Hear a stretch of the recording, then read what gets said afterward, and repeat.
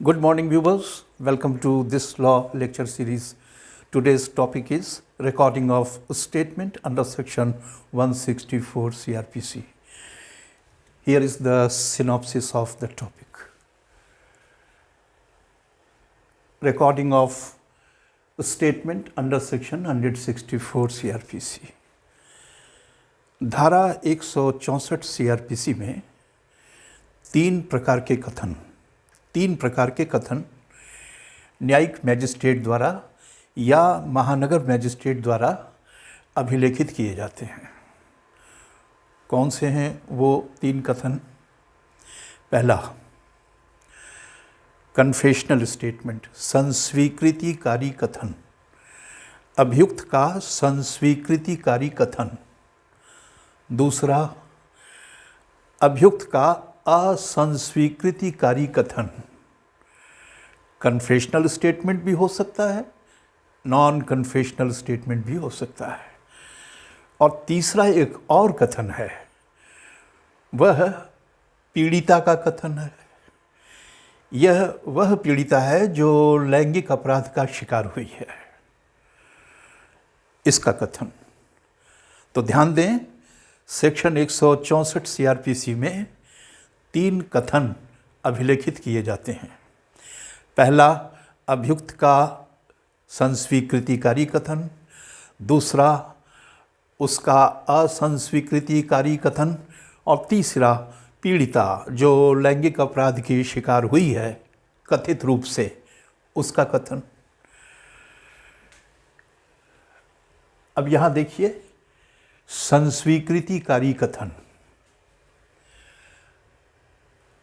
धारा 164 1, 2, 3 तथा 4। धारा 164 का खंड 1, 2, 3 तथा 4 ये संस्वीकृतिकारी कथन के अभिलेखन से संबंधित है। आइए इसे समझते हैं। संस्वीकृतिकारी कथन कौन अभिलेखित करेगा?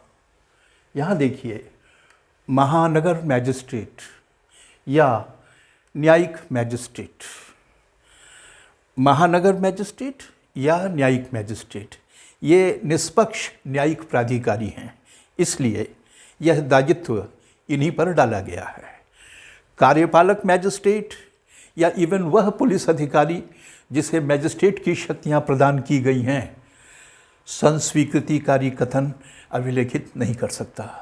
ये तो केवल महानगर मैजिस्ट्रेट या न्यायिक मैजिस्ट्रेट अभिलेखित करेंगे।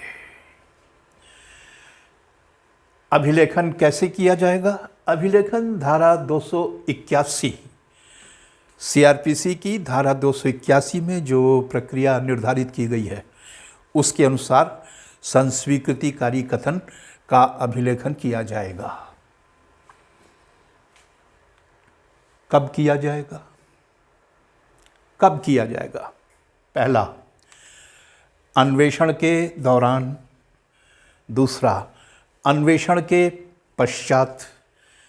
लेकिन किसी भी स्थिति में जांच या विचारण प्रारंभ होने से पहले, ध्यान दीजिए, अन्वेषण से पहले भी ये कथन अभिलेखित हो सकता है। अन्वेषण के बाद भी इसका अभिलेखन हो सकता है, लेकिन किसी भी स्थिति में जांच या विचारण प्रारंभ हो जाने के बाद धारा 164 1 में बयान दर्ज नहीं किया जाएगा।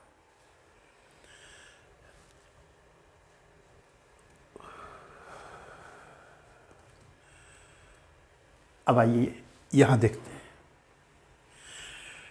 आज के युग में ऑडियो, वीडियो, इलेक्ट्रॉनिक सुविधा भी उपलब्ध है, तो संस्वीकृतिकारी कथन ऑडियो, वीडियो, इलेक्ट्रॉनिक साधन द्वारा भी किया जा सकता है। लेकिन जब कभी इस साधन से संस्वीकृतिकारी कथन का अभिलेखन किया जा रहा है, तब ये ध्यान रहे कि अभियुक्त के अधिवक्ता उपस्थित रहें। उनकी उपस्थिति में ही ऑडियो, वीडियो, इलेक्ट्रॉनिक साधन से कन्फेशनल स्टेटमेंट अभिलेखित किया जा सकता है। यहाँ देखिए, अभी मैंने आपको संदर्भित किया था कि पुलिस अधिकारी, चाहे उन्हें मजिस्ट्रेट की शक्ति क्यों न प्रदान कर दी गई हो, कन्फेशनल स्टेटमेंट पुलिस ऑफिसर अभिलेखित नहीं कर सकते। ये चीज़ यहाँ स्पष्ट कर दी गई है। आगे देखिए, यह है सेक्शन 164 का खंड 2। इसमें क्या कहा गया है?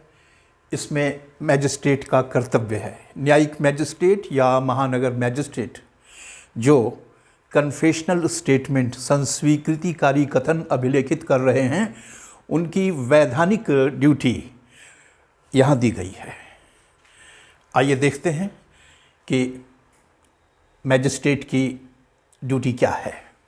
ये देखिए, मैजिस्ट्रेट को अभियुक्त को स्पष्ट कर देना चाहिए कि आप संस्वीकृतिकारी कथन करने के लिए बाध्य नहीं हैं।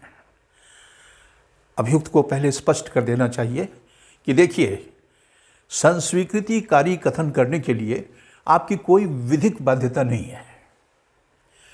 और हाँ, यह भी जान लीजिए कि यदि आपने कथन किया तो इसे साक्ष्य में आपके विरुद्ध प्रयोग में लाया जा सकता है। मैजिस्ट्रेट का तीसरा कर्तव्य यह है कि वह आश्वस्त हो ले कि जो संस्वीकृतिकारी कथन किया जा रहा है यह स्वैच्छिक है। जब तक वह स्वैच्छिकता के प्रति आश्वस्त नहीं हो जाता, उसे कन्फेशनल स्टेटमेंट रिकॉर्ड नहीं करना चाहिए। अब आगे देखिए,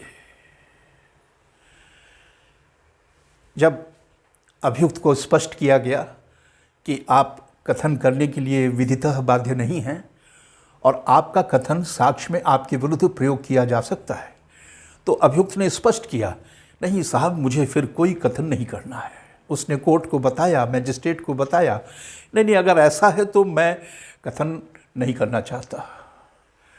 जब उसने कथन करने से मना कर दिया, तब पुलिस अधिकारी ने कहा, इन्हें पुलिस अभिरक्षा में सौंप दें। तो ध्यान रखिए, सेक्शन 164 का खंड 3 कहता है, नहीं, ये गलती नहीं होनी चाहिए।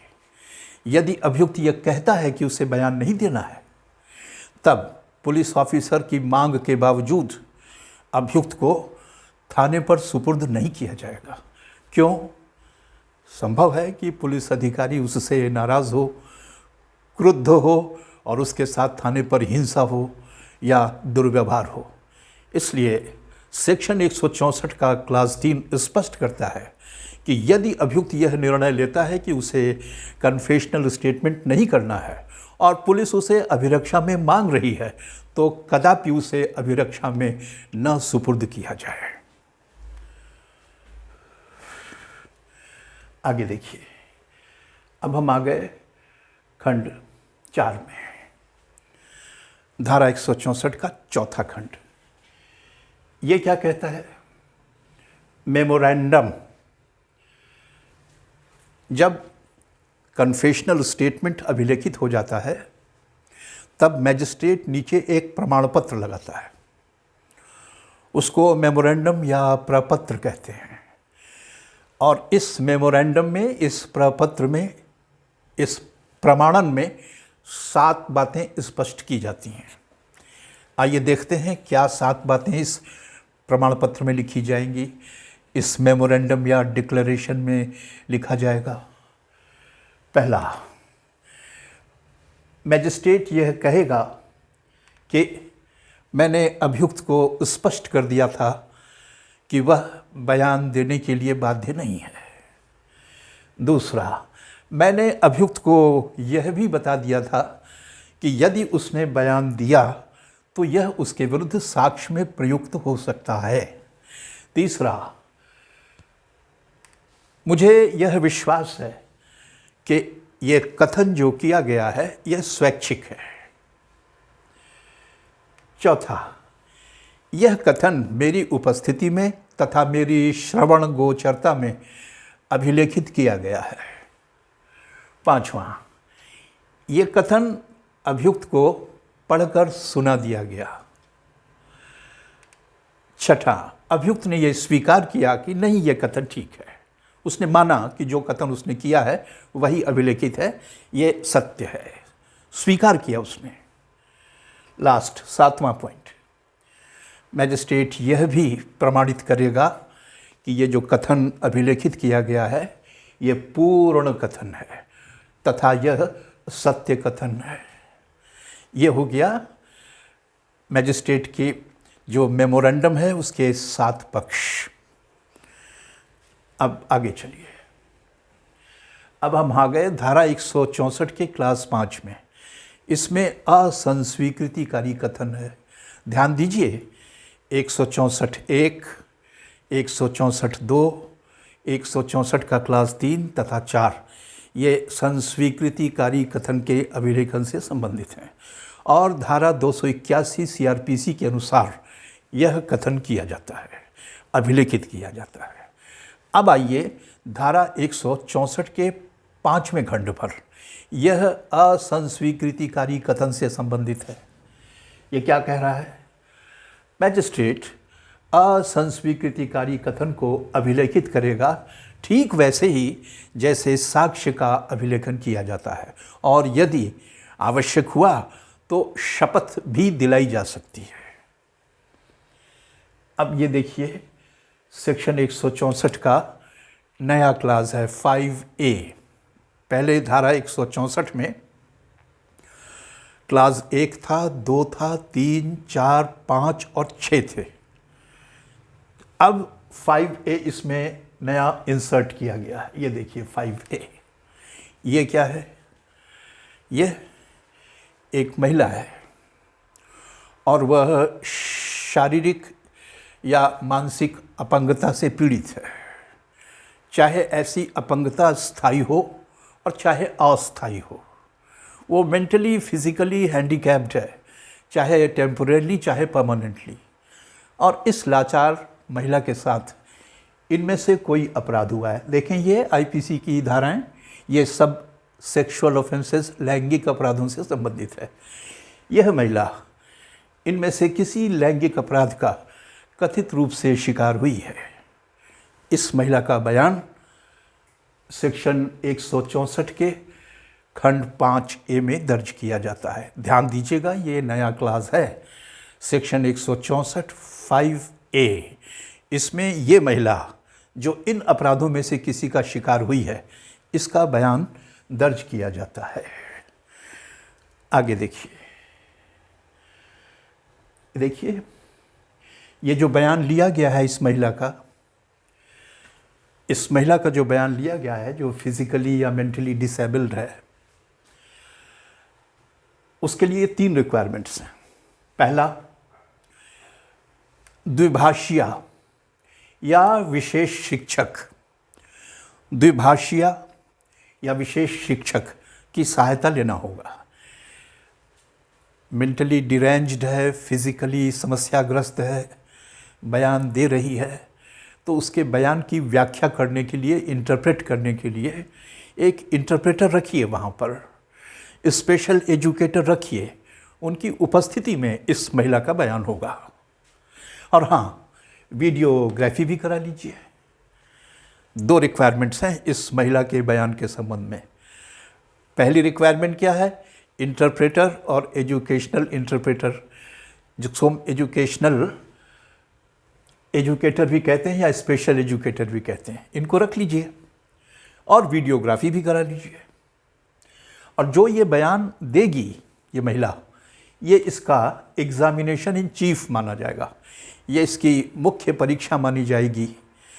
दोबारा फिर उसे मुख्य परीक्षा की आवश्यकता नहीं पड़ेगी, इसी बयान को ही डीम्ड एग्जामिनेशन इन चीफ हो जाएगा। ये आगे देखिए, अंतिम क्लास धारा 164 का 6ठा क्लास। बयान अभिलेखित हो गया, चाहे अभियुक्त का कन्फेशनल स्टेटमेंट रहा हो या उसका नॉन कन्फेशनल स्टेटमेंट रहा हो, या ये जो महिला है पीड़िता लैंगिक अपराध की, इसका बयान हो। जब ये बयान दर्ज हो जाता है तब इसे उस न्यायालय के पास भेज दिया जाएगा, फॉरवर्ड कर दिया जाएगा जिसके समक्ष जांच या विचारण चलना है। जो सक्षम न्यायालय है, जहां इस केस में जांच होगी, विचारण होगा, ये बयान अभिलेखित करने के बाद उन्हें अग्रेषित कर दिया जाएगा, फॉरवर्ड कर दिया जाएगा और इसी के साथ धारा 164 के अंतर्गत बयान दर्ज करने की प्रक्रिया पूर्ण हो जाएगी। Thank you very much.